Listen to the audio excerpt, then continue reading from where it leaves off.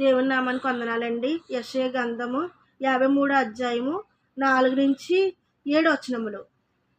నిశ్చయముగా అతడు మన రోగములను భరించెను, మన వ్యసనములను వసించెను. అయినను మెత్తబడిన వాడుగాను, దేవుని వలన బాధింపబడిన వాడుగాను, శ్రమనొందిన వాడుగాను మనం అతనిని ఎంచితిమి.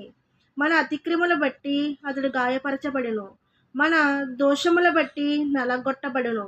మన సమాధానమైన శిక్ష అతని మీద పడెను. అతడు పొందిన దెబ్బల చేత మనకు స్వస్థత కలుగుచున్నది. మనమందరము గొర్రెల వలె త్రోవ తప్పితిమి, మన ప్రతివాడును తనకిష్టమైన త్రోవను తొలగెను. యెహోవా మన అందరి దోషమును అతని మీద మోపెను. అతడు దౌర్జన్యము నొందును, బాధించబడినను అతడు నోరు తెరవలేదు. వధుకు తేబడిన గొర్రె పిల్లయు, బొచ్చు కత్తిరించిన వాని ఎదుట గొర్రెయు మౌనంగా ఉండినట్లు అతడు నోరు తెరవలేదు. చిన్న వాక్యాన్ని దేవుడు దీవించును గాక. ఆమేన్.